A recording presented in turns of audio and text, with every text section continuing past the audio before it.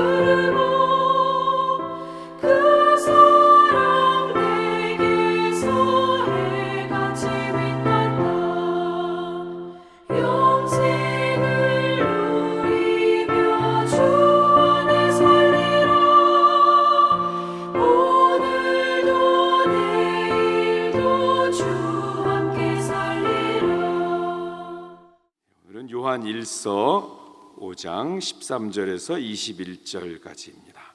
요한 1서 5장 13절부터 끝에 21절까지 한 절씩 교독하겠습니다.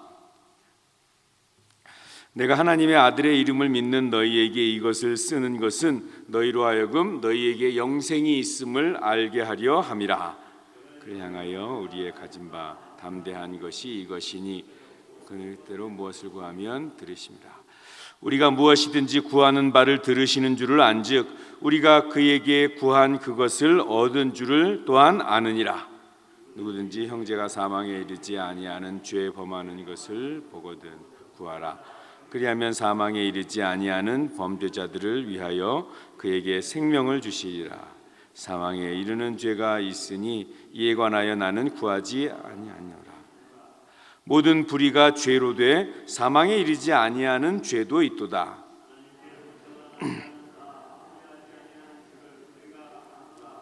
아버지께로부터 하신 자는 그를 지키심에 악한 자가 그를 만지지도 못하느니라. 또 아는 것은 우리는 하나님께 속하고 온 세상은 악한 자에 처한 것이며 주사 우리로 된 자를 알게 하신 것과 또한 그는 참 하나님이시요 영생. 21절 같이 봅니다. 자녀들아 너희 자신을 지켜 우상에서 멀리하라. 아멘. 요한일서의 이제 마지막 부분을 함께 살펴봅니다.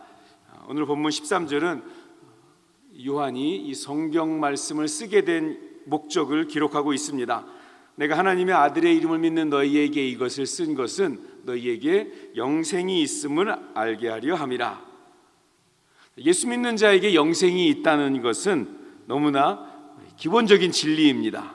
그럼에도 불구하고 이 편지 말미에 굳이 이 목적을 다시 한번 이렇게 자세하게 밝히는 이유는 많은 그리스도인들이 자기에게 영생이 있다는 사실을 그 확신이 흔들리고 있기 때문에 그렇습니다.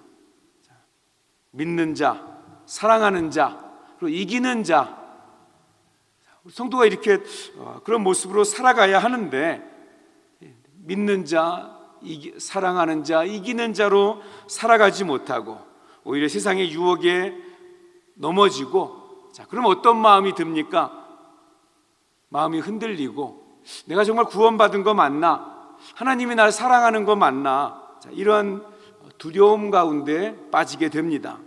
그래서 요한은 편지를 마무리하면서 내가 하나님의 아들의 이름을 믿는 너희에게, 그러니까 하나님의 아들의 이름을 믿는 거니까 구원받은 너희에게, 하나님의 백성이 된 너희에게 이것을 쓰는 것은 너희 안에 영생이 이미 있다는 것을 너희고 하여금 확신하고 알게 하기 위한 것이다 라고 강조하고 있는 것입니다.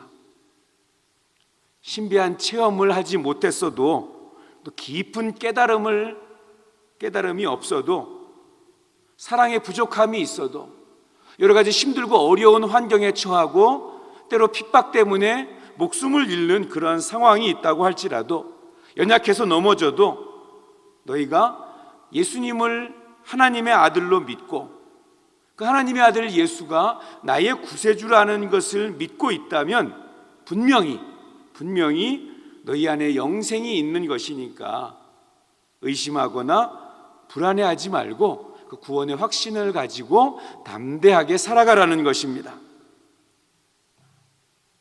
영생이 무엇입니까? 진시 황제가 그렇게 갖기를 원했던 불로장생, 영생불사, 이렇게 살아가는 것이 영생입니까? 많은 성도들이 이 영생에 대해서 어떤 행복이나 어떤 평강이나 아니면 번영, 이런 차원으로 생각하고 있는 것은 굉장히 안타까운 일입니다. 20절에 영생에 대해서 이렇게 설명합니다. 영생은 예수 그리스도 안에 있는 것이다 라고 설명을 합니다. 좀 더 풀면 영생은 전능하신 하나님을 모시고 그 하나님과 동거하고 그 하나님과 동행하고 그 하나님과 사귐이 깊어지는 것입니다. 요한복음 17장 3절에도 영생은 유일하신 참 하나님과 그가 보내신 자 예수 그리스도를 아는 것이다 라고 예수님이 말씀하셨습니다. 하나님이 천지를 창조하시면서 특별히 사람은 자기의 하나님의 형상을 따라서 사람을 지으시고, 그래서 피조물인데도 불구하고 하나님과 인격적으로 교제하면서 하나님을 알고 하나님과 함께 동거할 수 있는 그러한 생명을 인간에게 허락하셨습니다. 우리는 죽음하면 육신의 죽음만 이렇게 생각을 합니다. 죽음은 나뉘어지는 것입니다. 육의 죽음은 육신과 영혼이 나뉘어져서 영혼이 육을 떠나는 것입니다. 더 안타까운 것은 영의 죽음입니다. 하나님과 교제하도록 지음받은 우리의 그 영이 우리의 영이 하나님과 분리되는 것입니다. 하나님이 선악을 알게 하는 나무의 열매를 먹으면 너희들 정령 죽으리라 라고 했는데, 근데 선악을 알게 하는 열매를 먹으면 극독을 먹은 것처럼 바로 픽 쓰러져서 죽을 줄 알았는데, 그 이후로 아담이 오랫동안 아담과 하와가 살거든요. 하나님, 목사님 성경 말씀대로 안 됐네요. 그 이후로 육신은 시한부 인생이 된 거죠. 그런데 영혼은 어떻게 됐습니까? 영혼은 선악을 알게 하는 나무를 열매를 따먹은 즉시 이미 영은 죽었습니다. 하나님과 분리되어서 하나님 앞에 나아가는 것을 두려워하고 무서워서 숨고, 그리고 결국은 에덴 동산에서 쫓겨나죠. 하나님과 분리되어서 영이 죽고, 영이 죽은 인간은 육도 이제 때가 되면 죽는 시한부 인생이 되어버렸습니다.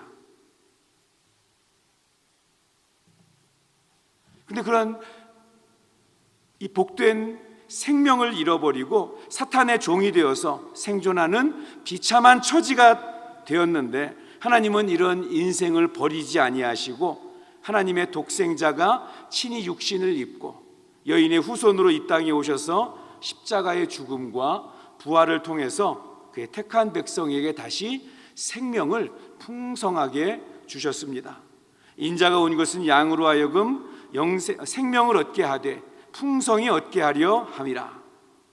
누구든지 육신을 입고 십자가에 죽으시고 부활하신 예수님을 하나님의 아들로 믿고 또 자신의 구주로 믿는 자는 이 생명이 있는 자고 하나님의 자녀가 된 자들입니다.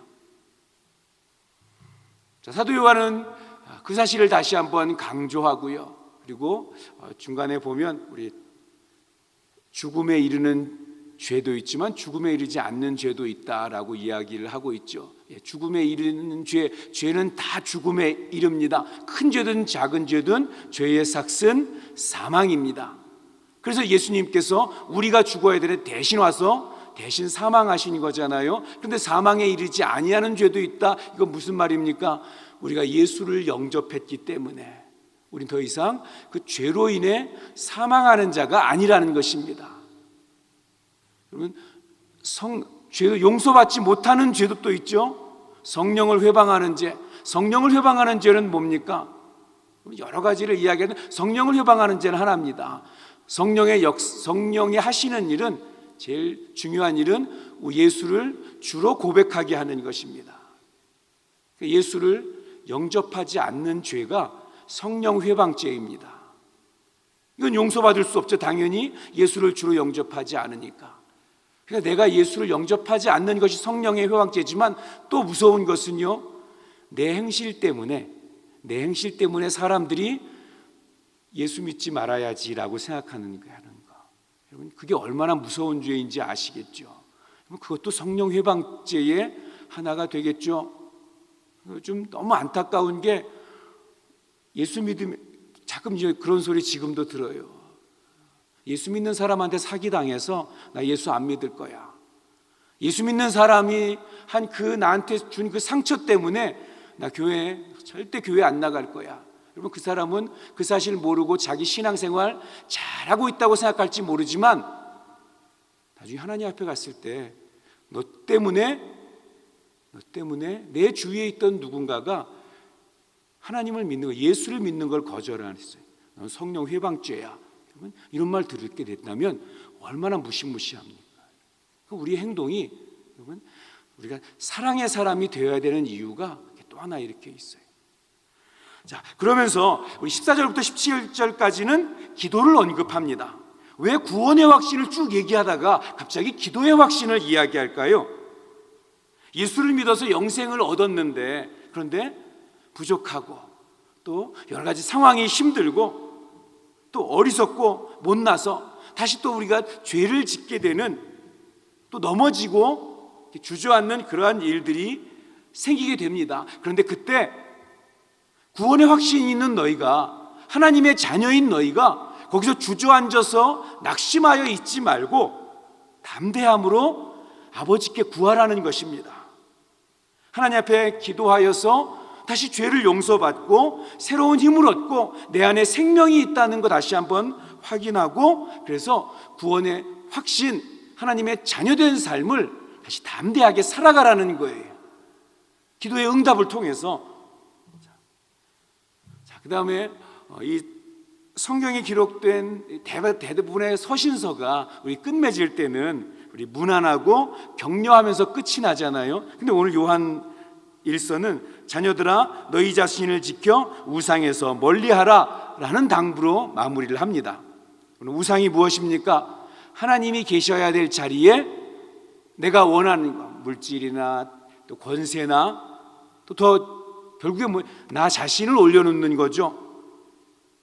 자, 말씀을 통해서 구원의 확신, 기도의 확신, 승리의 확신을 갖지 못하면, 그러면 우리의 삶이 생존하고 무엇인가를 얻고 그런 우상에게 자리를 넘겨주고 살아가는 그 어리석음에 빠질 수밖에 없습니다. 교회를 다니면서도 우상 숭배를 할 수가 있어요. 한 젊은이가 예수님을 찾아왔습니다. 주님, 어떻게 하면 영생을 얻을 수 있겠습니까? 제가 종교적인 율법적인 것은 다 지키며 지금까지 살아왔습니다. 이렇게 이야기를 하죠. 예수님께서 뭐라고 얘기해 주십니까? 영생을 얻으려면, 그러면서 이 사람의 약한 부분을 푹 찌르시죠. 네 소유를 팔아서 가난한 자들에게 나누어 주어라. 이게 전부가 아니에요. 나누어 주고 그 다음에 뭐라고? 나를 따라라. 이거죠. 사실 나를 따라라 이건데, 그런데 이 사람이 버리지 못할 것이 있다는 것을, 이 사람의 우상이 있다는 것을 말씀하신 거죠. 네 소유가 너의 우상이구나. 그 우상 버리고 나눠주고 나를 따라와라. 주님의 말씀이 청년의 가슴에 비수처럼 꽂힙니다. 성경은 뭐라고 얘기합니까? 부자였던 이 젊은이가 근심하면서 돌아갔다라고 기록을 합니다. 이 부자 청년은 신앙적으로 열심히 잘 살았습니다. 율법을 잘 지켰다고 이야기합니다. 그런데 이 청년의 열심은 믿음의 참 목적을 발견하지 못한 채 돈이 그의 우상이 되어서 종교적으로 열심은 있는 것 같지만 사실은 우상 숭배자로 살아가는 거죠. 교회 다니는 목적이 부자가 되고 건강해지고 명예를 누리고 권세를 얻는 것, 세상 것을 얻는 것에 교회 다니는 목적을 두고 있다면 이미 아무리 교회를 열심히 나오고 주일 성수를 하고 기도를 하고 있어도 우상 숭배자인 것입니다. 사랑하는 성도 여러분, 그래서 하나님과의 관계를 막는 이 우상 숭배를, 우상을 깨뜨려야 합니다. 내 속에 있는 혹시 나는 예수를 주로 믿는 것이 아니라 내 속에 우상이 있는 것은 아닌가?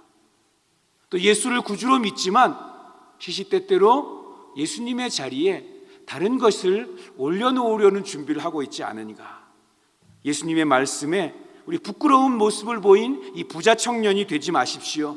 주님이 주신 이 놀라운 생명, 삶의 의미, 그 목적 참되게 발견하고 그 내게 주신 자리에서 우리 땀 흘려 사랑을 실천하는 그런 저와 여러분 되기를 주님의 이름으로 축복합니다.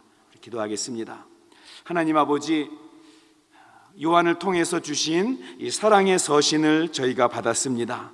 이 서신의 목적이 우리에게 영생이 있음을 알게 해 주시는 것이라니 참 감사합니다. 영생은 우리의 평안과 이 땅에서의 풍요가 아니라 각자 주어진 삶의 자리에서 하나님과 동거하고 동행하고 사귀는 것임을 다시 한번 마음에 새깁니다.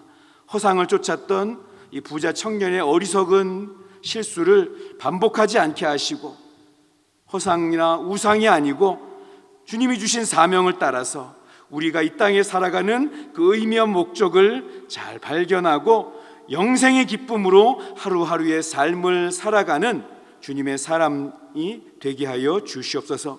예수님의 이름으로 기도합니다. 아멘.